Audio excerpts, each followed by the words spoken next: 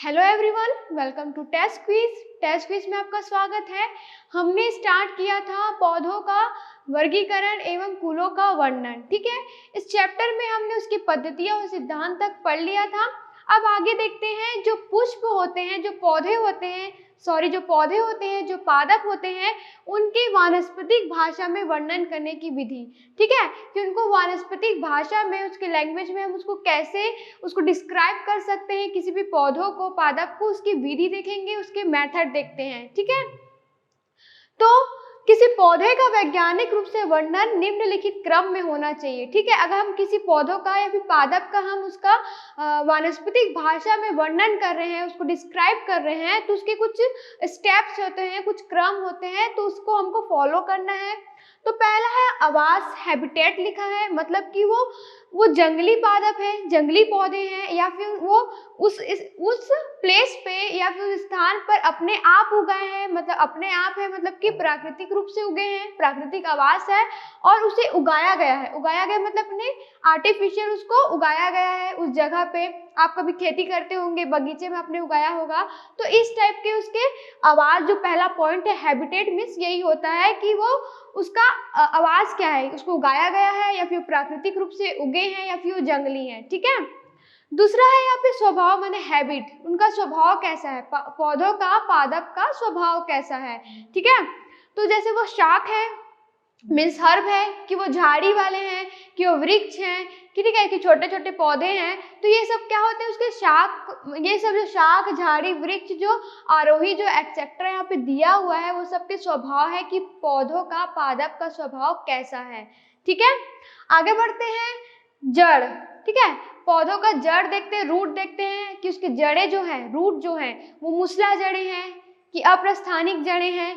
ठीक है, कि वो रेशेदार जड़ें हैं, ग्रंथिल है या फिर मांसल है, कंदिल है, या फिर कोई अन्य रूपांतरण हुआ है, उनकी जड़ों में कोई अन्य रूपांतरण हुआ है, कि शाखित है या फिर अशाखित है। शाखित है मतलब उसकी जो जड़ें हैं कई शाखाओं में रहेंगी, और अशाखित मतलब कि उसकी जो मेन रूट रहेगी उसकी ज्यादा शाखाएं नहीं होंगी, तो उसके जड़ का डिस्क्राइब कर सकते हैं। उसके बाद आगे बढ़ते हैं तो तना का बात देखते हैं, स्टेम, तो उसका स्टेम सीधा है। ठीक है, सीधा मतलब इरेक्ट है, कि उसका जो शयान है प्रोस्ट्रेट में है। आरोही मतलब कि ऐसे जो तना कहीं क्लाइंबर होता है ना, आरोही चढ़े रहते हैं, एक दूसरे पे प्रतान चढ़े होते हैं, आरोही है। अनुसर्पी है, ठीक है, या वल्लरी है। यदि भूमिगत है, अगर तना भी भूमिगत है तो प्रकंद है। ठीक है, कि कंद है। ठीक है, तो ये सब उस तने के, स्टेम के होते हैं, कि प्रकंद है, कि कंद है, भूमिगत है तो, और अगर वो ऊपरी है तो सीधा हो सकता है, श्यान हो सकता है, प्रोस्टेट, आरोही है, अनुसर्पी है, वल्लरी है। ठीक है, अब भूमिगत है तो प्रकंद हो गया या फिर कंद हो गया, शलकंद हो सकता है, बल्ब जिसे बोला जाता है, कि जिसमें गांठें थोड़ी लग जाती हैं, और कौर्म है, कि पर्ण स्तंभ है, या शाखी है, या फिर खोखला है उसका तना, मतलब हॉलो है, कि खोखला उसका ठोस है, मतलब कि उसका तना, स्टेम जो ठोस है, सॉलिड है। तो जो तना होता है, स्टेम होता है, वो क्या होता है, बेलनाकार होता है, या फिर चपटा होता है, या फिर अल्प विकसित होता है, अगर पूरा वो विकसित नहीं हुआ है। ठीक है, कि रोमिल है, मतलब कि आपने तना को किसी पौधे के, पादप के तने के छुआ होगा तो थोड़ा आपको चिकना लगता होगा, थोड़ा रोमिल लगता होगा। ठीक है, तो वो रोमिल है। अरोमिल मतलब स्मूथ है, चिकना लगता होगा। रोमिल मतलब कि जिसमें थोड़े से उभार हो। ठीक है, कंटकी है, स्पाइनी, कांटेदार होगा, जैसे कि आपने नींबू का देखा होगा पौधा। चिकना है, कि एक वर्षीय है वो, कि द्विवर्षीय है, मतलब बहु, एक वर्षीय मतलब एक वर्ष वाला, द्विवर्षीय मतलब 2 वर्ष, और बहुवर्षीय मतलब 2 से अधिक वर्षों वाला। तो ऐसे तने का किसी पादप, जिस प्रकार का उसका तना होगा, उसके तने में आप उसे डिस्क्राइब करेंगे। ठीक है, आगे बढ़ते हैं, उसकी पत्ती कैसी है, लीफ कैसे है उस पौधे की, तो पर्णपाती या हरित है। ठीक है, पर्णपाती है मतलब कि झड़ने वाली, या फिर हरित है। मूलक है, रेडिकल है, स्तंभिक है, या फिर शाखी वाली है। एकांतर क्रम में है, कि अभिमुख वाली, अपोजिट मतलब एक दूसरे के साइड वाली। चक्रीय है, या फिर अर्णुपर्णी है, अनूनपर्णी है। ठीक है, सीरा विन्यास जालिकावत है, जो उसका सीरा विन्यास, जैसे पत्तियां पत्ती को आप अपने सामने आप देखना, ठीक है, अब ऑब्जर्व करना, आप किसी पौधे की पत्ती को लेना, तो उसमें आपको देखना है जो सीरा भी जैसे हमारे हाथ में जैसे बहुत सारी लकीरें दिखती है ना, वैसे ही पौधों की पत्तियों में आपको उसमें जालिका समान कोई स्ट्रक्चर दिखेगा, संरचना दिखेगा। तो उसमें देखना आपको जो मुख्य जो मेन लाइन रहती है उसके आगे आगे बहुत सारे विन्यास निकले रहते हैं, तो वही उसको यहाँ डिस्क्राइब किया गया है कि वो सीरा विन्यास जालिकावत है, समांतर है, सिंपल है, या फिर वो संयुक्त है वो पत्तियां। अगर सरल है, अगर पत्तियां सरल है तो पत्र फलक रेखी होंगे, ठीक है, जो उसमें पत्र फलक होंगे वो रेखी होंगे, लीनियर होंगे, अंडाकार होंगे, भालाकार होंगे या अन्य कोई रूप है। और अगर संयुक्त है, अगर पत्तियां संयुक्त है तो क्या होंगे, पिच्छाकार या फिर हस्ताकार होंगे। तो जो भी इसमें जड़ का जो डिस्क्रिप्शन दिया है कि मूसला जड़ें, अप्रस्थानिक जड़ें, तो हर ये जड़ों के प्रकार है कि इस प्रकार की जड़ें इतनी सारी होती हैं, ठीक है। और जो ये तना दिया स्टेम की स्टेम ऐसा ऐसा हो सकता है पौधों पादप में, तो विभिन्न प्रकार के जो पौधे होते हैं, जो पादप होते हैं, उसमें अलग अलग प्रकार के तना, पत्तियां, जड़, ये सब देखने को मिलते हैं, ठीक है। तो ये सब जो भी है, तना, स्टेम हो गया, पत्ती, लीफ हो गया, जो भी इसके प्रकार हैं, तो अलग अलग पौधों में हमें देखने को मिलते हैं। तो अगर किसी आप पर्टिकुलर पादप को या फिर किसी पौधे को आप डिस्क्राइब कर रहे हैं वनस्पतिक भाषा में, जैसे कि हमारा जो आज का टॉपिक ही यही है इस चैप्टर का, कि जो वनस्पतिक भाषा में हम किस पौधों को कैसे डिस्क्राइब करें, किसी उसके वनस्पतिक भाषा में उसको वर्णन कर रहे हैं, तो ये जो क्रम है, इस क्रम पे हम उसको डिस्क्राइब करते चलेंगे, किसी के बारे में वर्णन करते चलेंगे। तो जो आवास हैबिटेट दिया है, तो आप उसको जैसे आपको बोल दिए कि आपने अपने घर पे गुलाब का पौधा उगाया, तो उसका आवास क्या बोलेंगे कि आपने उगाया है, कृत्रिम रूप से उगाया। अगर वो अपना नेचुरली उगा है तो उसके आवास में आप लिख देंगे प्राकृतिक आवास, ठीक है। ऐसे आप पर्टिकुलर उसको डिस्क्राइब करते चलेंगे। तो जो यहाँ पे जो पॉइंट्स लिखे हैं कि उसका स्वभाव कैसा है, तो जड़ में इतने सारे पॉइंट्स लिखे हैं, तना ऐसे हो सकता है, पत्तियां ऐसे हो सकती हैं, तो ये अलग अलग पौधों में अलग अलग प्रकार के ऐसे सब देखने को मिलते हैं। तो अगर आप पर्टिकुलर किसी एक पौधे का अगर डिस्क्राइब करेंगे तो उसी के बारे में लिखेंगे, ये सब नहीं लिखना आपको, ठीक है। ये सब बताया गया कि इतने इतने प्रकार के ऐसे देखने को मिलते हैं। अगर आपका जो पत्ती है वो पर्णपाती है तो आप सिर्फ पर्णपाती लिखेंगे उसके डिस्क्रिप्शन में, ठीक है। तो आगे बढ़ते हैं, अब देखते हैं पुष्प का वर्णन, ठीक है। ये सब पॉइंट्स होने के बाद हम देखेंगे जो पुष्प का वर्णन क्या है। तो उसमें कुछ पॉइंट्स हैं, जब पुष्प का हम वर्णन करेंगे, जब उसका हमें आवास पता चल गया कि वो उसका आवास कहाँ है, उसका स्वभाव पता चल गया कि वो शाकी है, तो आप शाकी लिखेंगे स्वभाव में। अगर आप वृक्ष को डिस्क्राइब कर रहे हैं तो वृक्ष लिखोगे, ठीक है। उसके आगे उसकी जड़ लिखेंगे, अगर मान लो उसकी जड़ें मूसला जड़ें हैं तो सिर्फ मूसला लिखेंगे, उसके पूरा आपको डिस्क्राइब नहीं करना जो यहाँ पे लिखा है, ठीक है। उसके बाद उसका तना बताना है, उसकी पत्तियां कैसी है, उसके बाद आपको बताना है उसमें जो पुष्प लगे हैं उसका क्रम क्या है, ठीक है। मतलब कि आपको पूरे पुष्प का वर्णन करना है। तो पुष्प के वर्णन में बहुत सारे पॉइंट्स आते हैं। तो स्टार्ट कर रहे हैं हम, जो ऑप्शन हमारे पास ए है, पुष्प क्रम, ठीक है, इनफ्लोरेंसेस, ठीक है। पुष्प क्रम से स्टार्ट करते हैं। तो उसमें जो पुष्प का क्रम है कि सरल है, पुष्प का क्रम सरल है, सिंपल है, ठीक है, कि वो संयुक्त है, कंपाउंड रूप में है, कि वो मिश्रित रूप में है। अगर सरल है, अगर जो पुष्प है सरल हो सकता है या फिर संयुक्त रूप में हो सकता है, फिर मिश्रित रूप में हो सकता है। अगर सरल है तो वो रेसिमोज है, ठीक है, सरल है तो वो रेसिमोज है या फिर साइमोज हो सकता है। रेसिमोज है तो वो रेसिम है, कोरिम है, स्पाइक हो सकता है, कैटकिन हो सकता है, स्पैडिक्स या फिर छत्रक या अम्बेल या कैपिटुलम, जो ये सब है वो उसके रेसिमोज के टाइप से रेसिम के हैं, ठीक है। तो इसके आगे नेक्स्ट देखते हैं नीचे कि जो इस अगर वो साइमोज है, तो रेसिमोज के हमने देखे थे, अगर वो सरल है और रेसिमोज है तो उसको रेसिम बोलते हैं। अब देखते हैं अगर साइमोज है, साइमोज है तो वो यूनि हो सकते हैं, द्वि या बहुशाखी हो सकते हैं। मतलब कि अगर वो संयुक्त रूप में है पुष्प, ठीक है, मतलब फ्लावर की बात हो रही है, ठीक है, इनफ्लोरेंसेस देख रहे हैं हम, उसके पुष्प क्रम देख रहे हैं कि पुष्प कैसे लगे हुए, उनके क्रम क्या है। तो सरल देख लिया। अगर वो संयुक्त है तो वो यूनि यूनिरेमस है कि बाईरेमस है कि वो मल्टीरेमस है, मतलब कि एक शाखी है कि द्विशाखी है, बहुशाखी है। ठीक है, अब देखते हैं जो संयुक्त और मिश्रित होने पर जो उनकी स्पाइक होती है ना, वो उसकी स्पाइक छत्रक हो सकती है, उसको क्या बोलेंगे? अगर सरल है, ठीक है, उसका जो पुष्प क्रम इन्फ्लोरेंस जो सरल है तो उसको आप सिर्फ बोलेंगे कि वो छत्रक प्रकार का है, या फिर वो कोरिम्ब है, या फिर वो स्पाइक है। अगर वो संयुक्त है तो उसके आगे क्या जुड़ जाएगा? संयुक्त स्पाइक, संयुक्त छत्रक, संयुक्त कोरिम्ब। ठीक है, तो रेसिम या कोरिम्ब का जो पुष्प गुच्छ होगा, ये सब विशेष प्रकार का जो पुष्प क्रम होता है, जैसे साइथियम, वर्टिसिलास्टर और स्केप। ठीक है, ये सब पुष्प क्रम है कि पुष्प पौधे में कैसे लगे हुए हैं। अगर आप किसी पौधे का जो अब लेंगे, किसी पौधे का आप डिस्क्राइब कर रहे हैं अपने वनस्पतिक भाषा में, उसका वर्णन कर रहे हैं, तो आप उसके पुष्प क्रम को देखिएगा, उसके अकॉर्डिंग, उसके अनुसार आप उसके पुष्प क्रम को आप डिस्क्राइब कर सकते हैं, वर्णन कर सकते हैं। ठीक है, कि वो सरल में है कि संयुक्त रूप से दिख रहा है कि आपको मिश्रित रूप से दिख रहा है। अब आगे देखते हैं जो पुष्प है, पुष्प फ्लावर, फ्लावर कैसा है उसमें। हमने अभी पुष्प क्रम देखा है कि पुष्प क्रम कैसे लगे हुए, पुष्प कैसे लगा है। अब फ्लावर देखते हैं पुष्प कैसे हैं। निपत्री है, ठीक है, अनिपत्री है, समवृत्त है, या पूर्ण या अपूर्ण, नियमित या अनियमित है। ये भी पुष्प एक लिंगी है। एक लिंग मतलब या तो उसमें मादा जननांग होगा या फिर उसमें नर वाला होगा, नर पुष्प होगा या फिर मादा पुष्प होगा। ठीक है, एक लिंगी है, द्विलिंगी है, द्विलिंग मतलब कि दोनों उसमें प्रेजेंट होंगे। ठीक है, एक्टिनोमार्फिक है या जाइगोमार्फिक है, हाइपोगाइन है या फिर पैरोगाइनस है, एपिगाइनस है। तो ये सब फ्लावर पुष्प कैसे, ये सब इसके एग्जाम्पल्स है या फिर उसके प्रकार बोल सकते हैं। ठीक है, तो उसको आपको पूरा उसमें डिस्क्राइब करना है अगर किसी आप पौधे का वर्णन कर रहे हैं तो। ठीक है, अब पुष्प देखने के बाद पुष्प कैसा है समझ आ गया कि एक लिंगी, द्विलिंगी है या फिर जो भी इसके टाइप्स है, ये सब देखने के बाद अब उसके आगे देखते हैं।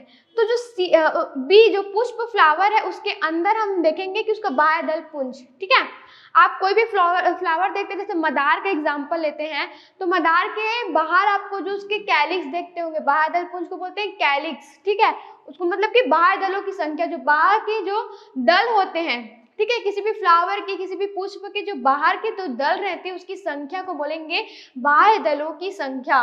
ठीक है, मतलब कैलिक्स है तो बाह्य दल पुंज।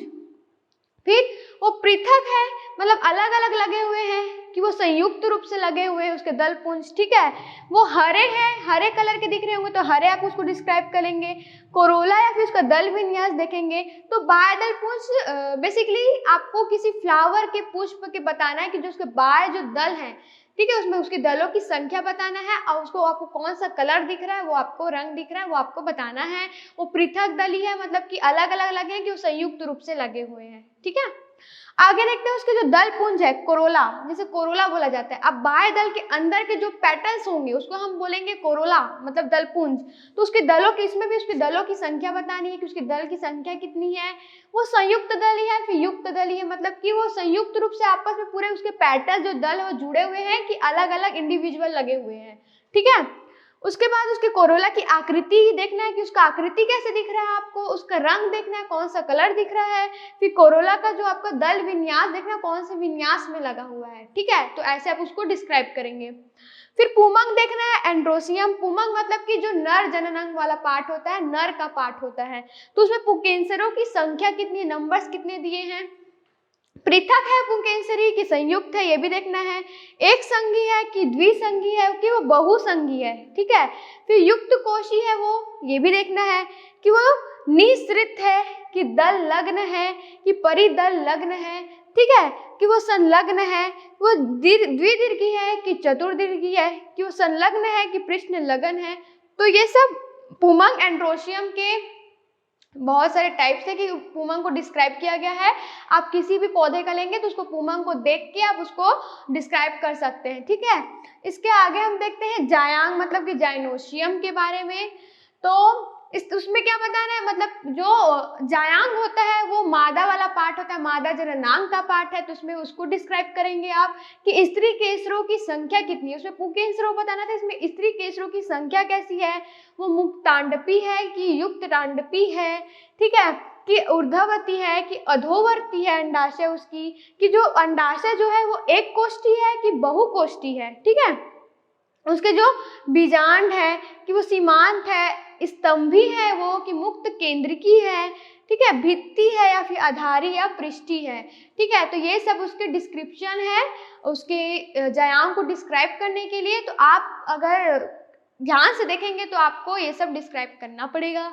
फिर देखते हैं उसका फल फ्रूट का देखना है कि उसका फल किस प्रकार का है, ठीक है, जो फूल है उसका फल किस प्रकार का है, उसका रंग क्या है, उसका आकार क्या है, ये आप उसको डिस्क्राइब करेंगे। फिर उसके बीज देखते हैं कि जो बीज है वो भ्रूणपोषी है, ठीक है, मतलब एंडोस्पर्मिक है कि अभ्रूणपोषी है, नॉन एंडोस्पर्मिक है, ठीक है। बीज पत्रों की उसमें संख्या क्या है, जब आप बीज को सीड्स को डिस्क्राइब करेंगे तो आप बोलेंगे कि भ्रूणपोषी है कि वो अभ्रूणपोषी है, उसमें बीज पत्रों की संख्या कैसी है। अब वर्गीकरण देखते हैं।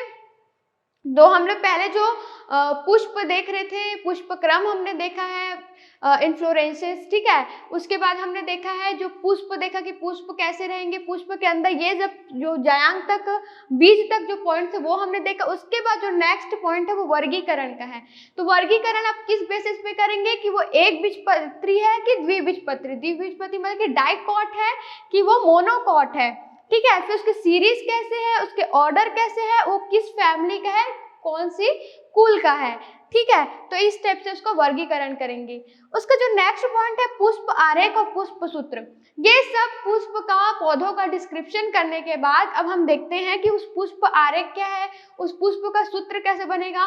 तो पुष्प का सूत्र अगर आपने ठीक से डिस्क्राइब किया है पुष्प को, मतलब उसके फ्लावर को, फ्लावर में आपने उसके बाह्य दल पुंज को, उसके मतलब कैलिक्स को, उसके दल पुंज को, कोरोला को, उसके पुमंग को, एंड्रोशियम को और उसके जायांग को, गैनोशियम को अगर ठीक से डिस्क्राइब किया है, ठीक से समझा है, तो आप उसको पुष्प सूत्र को लिख सकते हैं। तो पुष्प के विभिन्न भागों का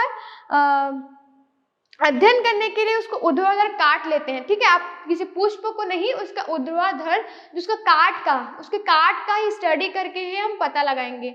तो इससे जो होता है पुष्पासन का आकार, पुष्प के भागों के विन्यास का पता लगता है। इसको उसके काट करने का ही स्टडी क्यों कर रहे हैं, पुष्प के ऊर्ध्वाधर काट का स्टडी क्यों करते हैं, क्योंकि उससे जो पुष्पासन है, ठीक है, थैलमस है, उसके आकार का और पुष्प के भागों के विन्यास का अच्छे से हमें पता लगता है। जैसे कि पुष्प जायंगोपरिक है कि जायांगधर है, परिजायांगी है, साथ ही पुष्प के विभिन्न भागों का तुलनात्मक जो अध्ययन होता है वो संभव हो पाता है अगर उसके टीएस काट का, मतलब उसके काट का अध्ययन करते हैं।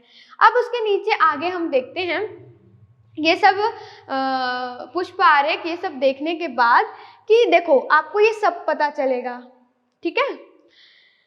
पुष्प आरेख के उपयोग में आने वाले चिन्ह, अब आप किसी के पुष्प का आरेख बना रहे हैं, ठीक है, उसके चिन्ह को डिस्क्राइब कर रहे हैं, उसके लिए पुष्प सूत्र बना रहे हैं, तो क्या होगा, ये सब उसके चिन्ह हैं। इस चिन्ह से आप उसको डिस्क्राइब करेंगे। आप एक एक पॉइंट नहीं लिखेंगे, बाह्य दल पुंज ये सब नहीं लिखना है आपको, ये सब पॉइंट्स है।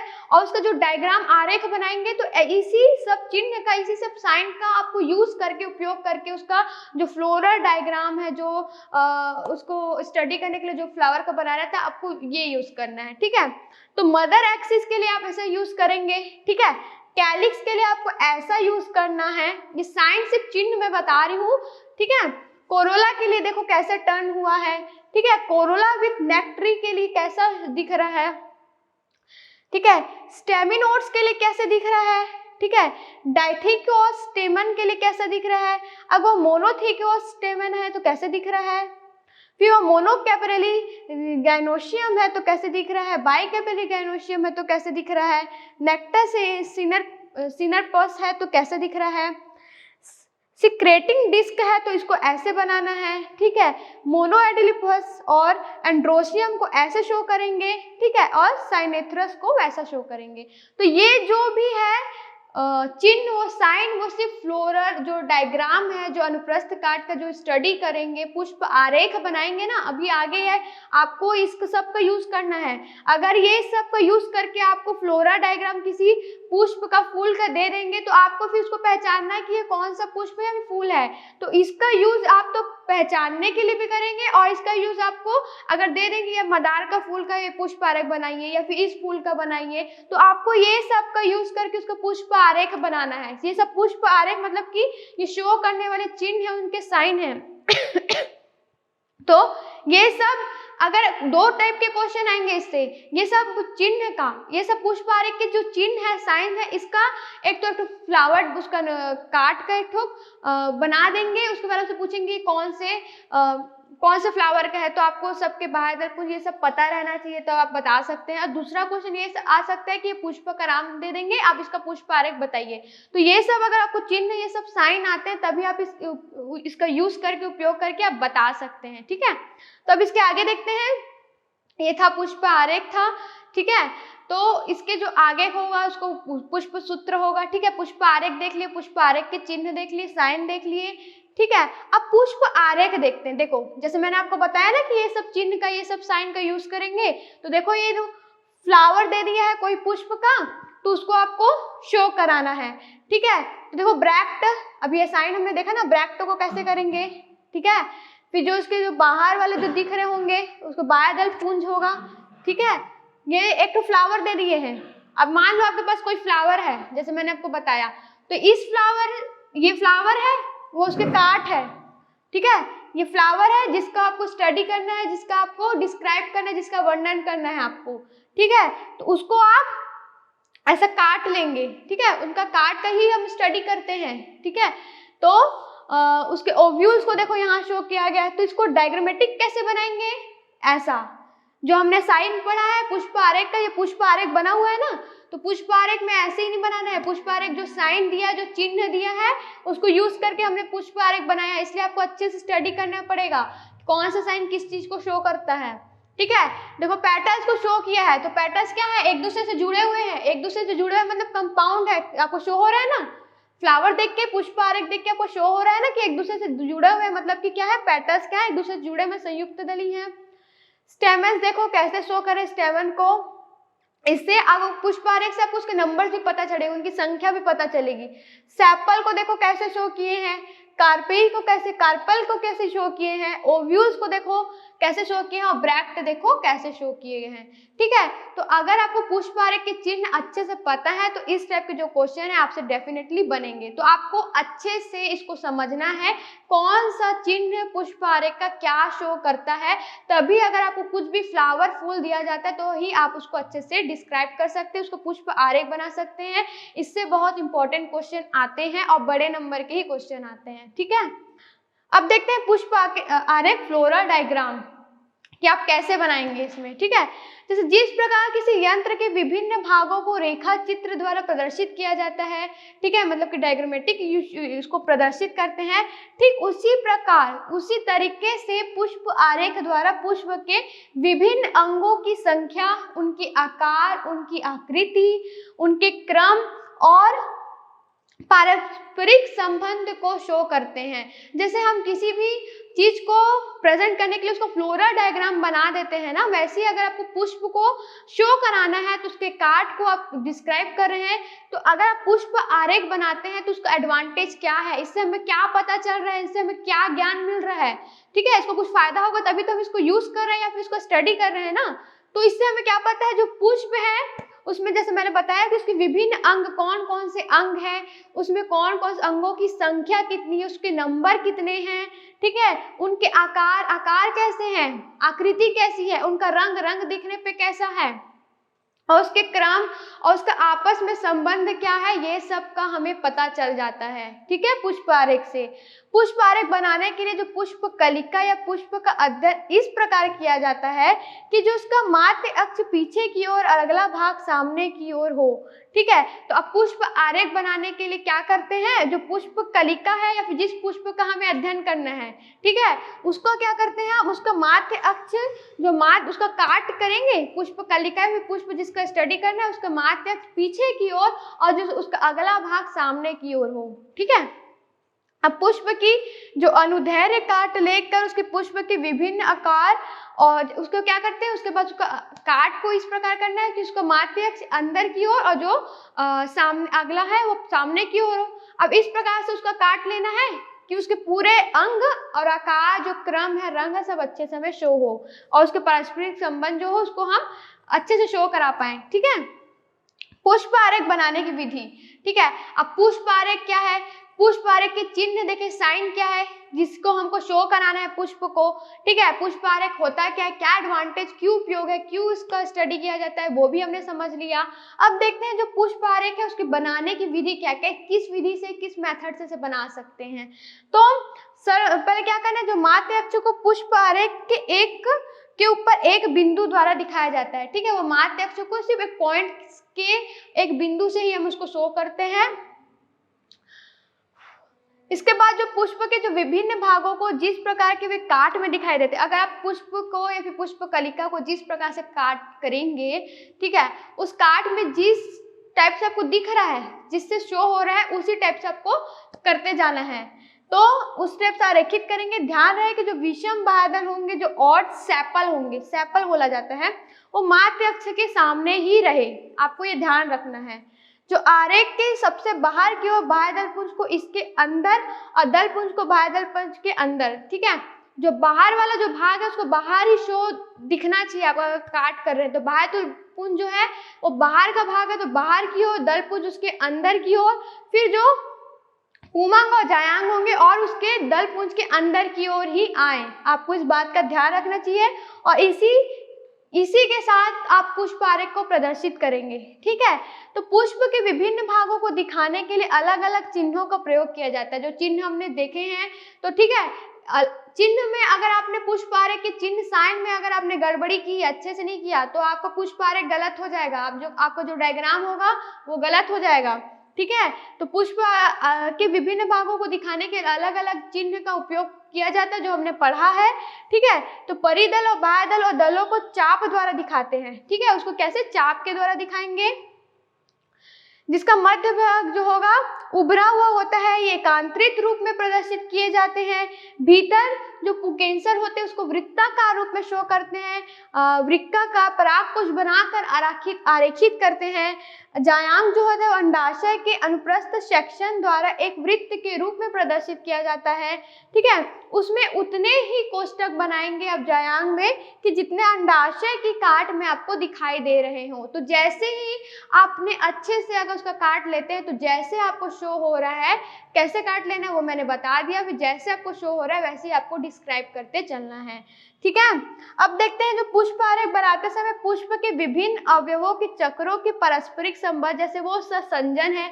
अब मैंने बताया था कि जो उसके अंगों के आकार भी पता चलेंगे, आकृति भी पता चलेगी, उसके भाग पता चलेंगे, पुष्प के रंग पता चलेगा, उसके साथ ही उसके संबंध भी, पारस्परिक संबंधों का भी पता चलता है। तो जैसे कि वो संजन है या असंजन है, ठीक है, कि जिस चक्र के अवयव परस्पर जुड़े हो उनके आरेख में मिलाया जाता है। अगर दो चीज मिल रहे हैं तो उनके आरेख में मिलाया जाता है, ठीक है। इसके आगे हम देखते हैं तो पारस्परिक संबंध देखने के बाद नीचे की असंजन की अवस्था में दो चक्रों के विभिन्न भागों को अनुप्रस्थ रेखाओं द्वारा जोड़ा जाता है।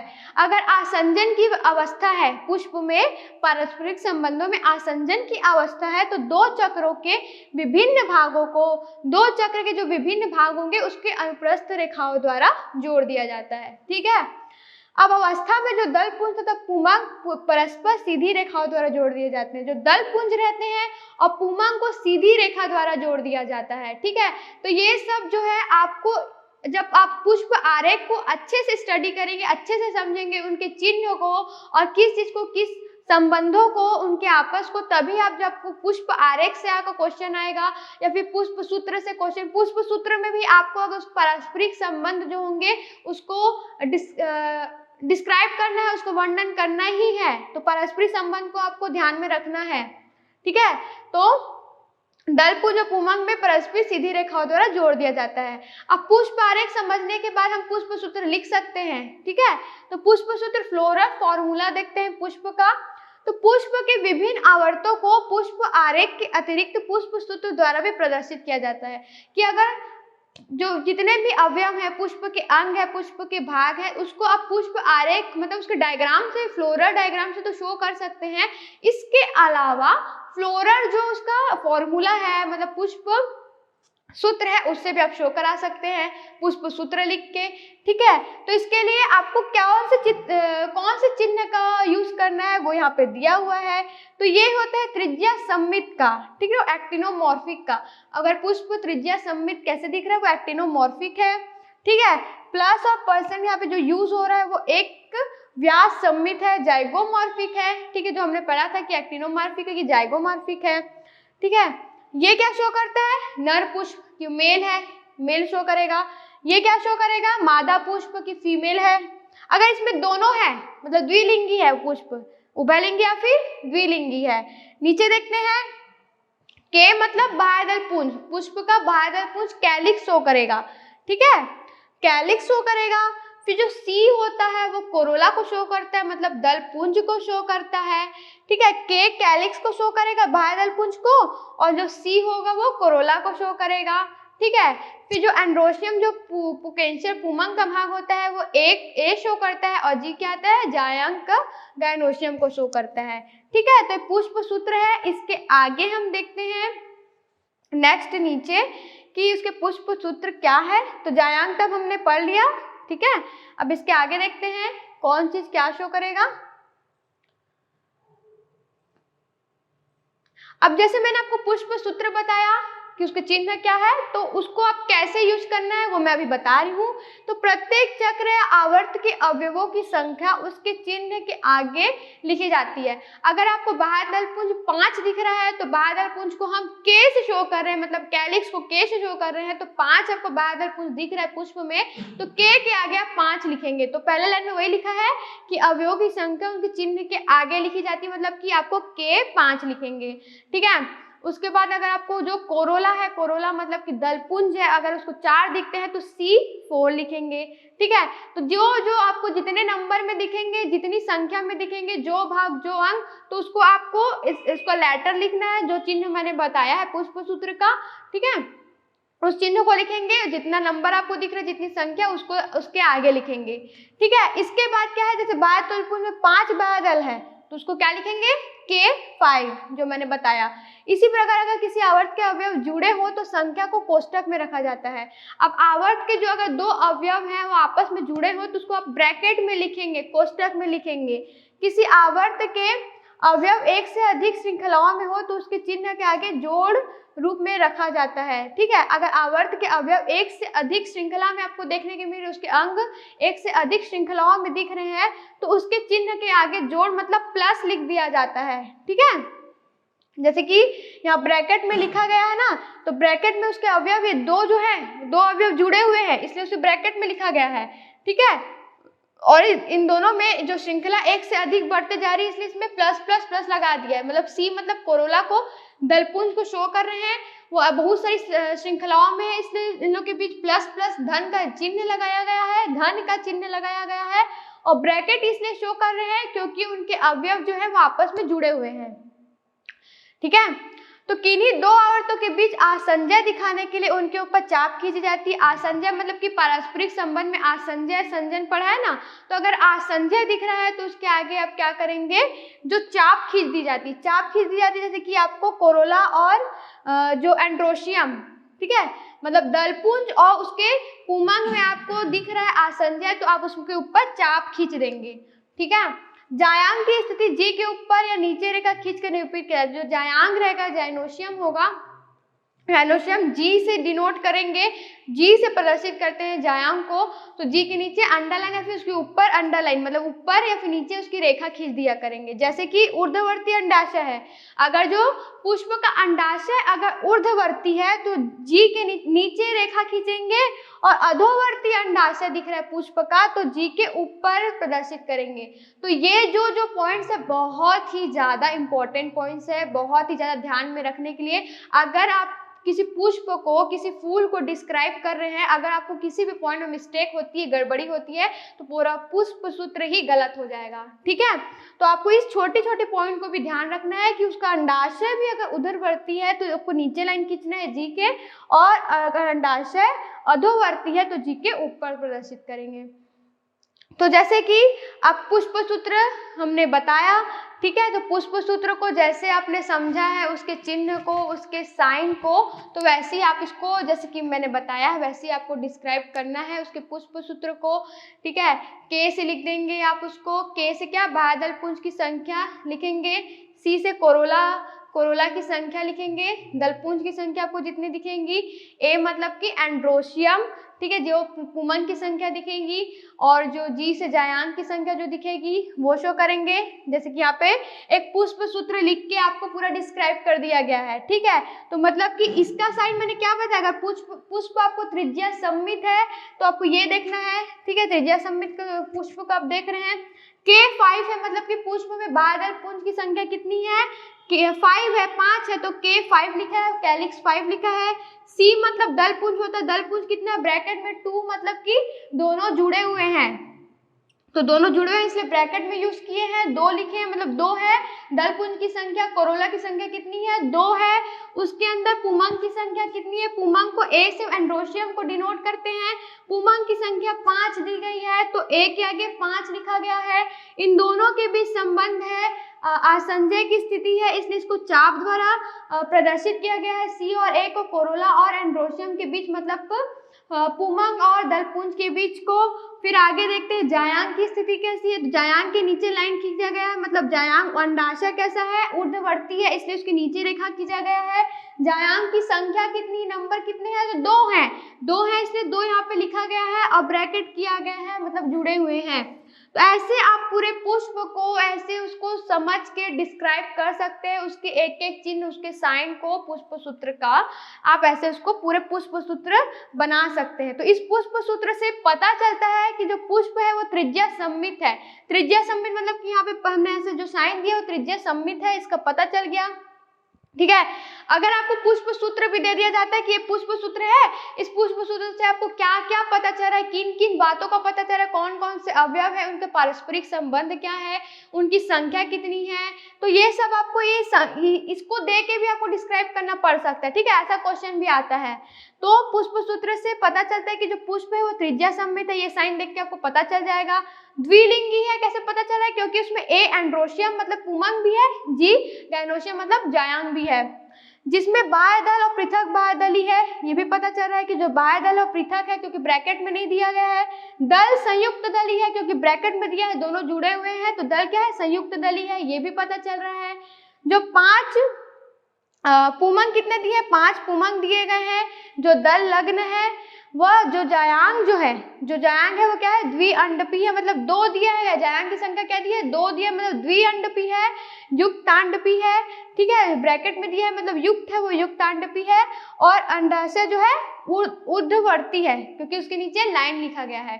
तो ये जो पुष्प आरेख आपको बहुत अच्छे से, जो फ्लोरल, अगर आपको बोलेंगे कि किसी पौधे का पुष्प के ये चित्र को समझाइए, फ्लोरल डायग्राम को समझाइए, तो आपको जो जो मैंने साइन बताए हैं आज की क्लास में, वो सबको यूज करके आप उसका डायग्राम बना सकते हैं किसी भी पुष्प आरेख का।